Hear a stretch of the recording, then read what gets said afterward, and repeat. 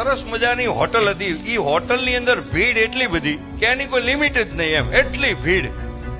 પણ ઈ ભીડની અંદર એક એવો વ્યક્તિ કે બિલ આપ્યા વગર વયો જાય। એમાં મેનેજરને ખબર કે આ 6 મહિનાથી બિલ નથી દેતું। આ ભીડનો લાભ ઉઠાવી અને નીકળી જાય છે।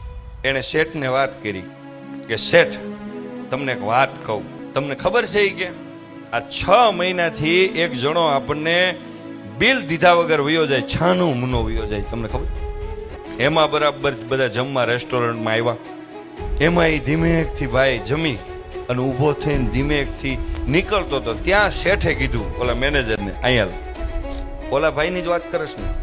એ કે હા। એ કે 6 મહિનાથી નથી જાતો બિલ દીધા વગરનો, એ વરદીથી આ બિલ દીધા વગરનો વયો જાય।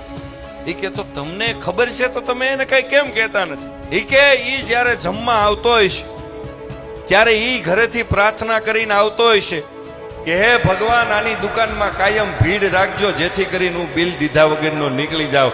એની પ્રાર્થના કદાચ સાંભળતો હોય ભગવાનને, આપણી ભીડ થતી હોય તો। એટલે અમુક જગ્યાએ આપણી હારે એવા માણસો હોય ને, એ આ રીતે નીકળતા હોય તો લેટ ગો કરવાના।